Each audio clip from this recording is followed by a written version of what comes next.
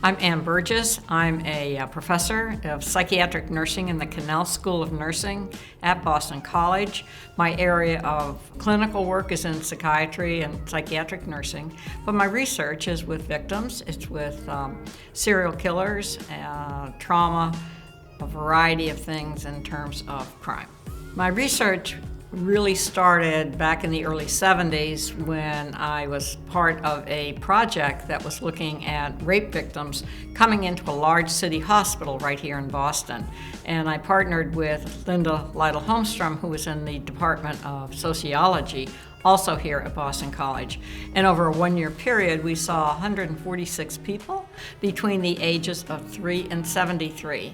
And two of the major papers out of that study were Rape Trauma Syndrome, which was published in the American Journal of Psychiatry, and The Rape Victim in the Emergency Ward, which was published in the American Journal of Nursing. And these were two publications that caught the attention of the FBI. It was William Webster, who was a new director of the FBI, and he wanted to see the academy, which was the teaching and the educational arm, if you will, of the FBI, to start doing their own research, but also to respond to the women's movement, which was putting a lot of pressure on the problem of rape. So this was where rape investigation began to be taught down at the Behavioral Science Unit, which is a part of the FBI Academy.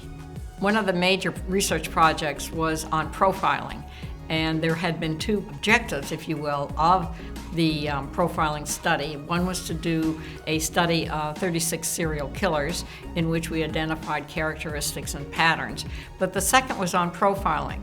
We never got to that back in the 90s, and it kind of just set aside until while I was here at Boston College, there was a new marketing and communications director appointed to the Connell School of Nursing, and that was Stephen Constantine. And Stephen and I began talking, but he had the idea of bringing in John Douglas, who had just finished the Mindhunter series.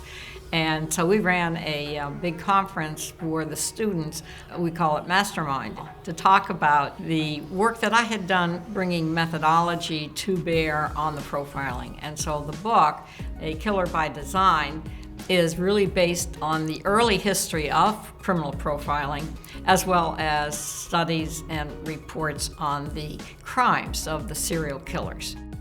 One of the things that developed in terms of crime stories has been a rather fascination of people to the topic of crime stories.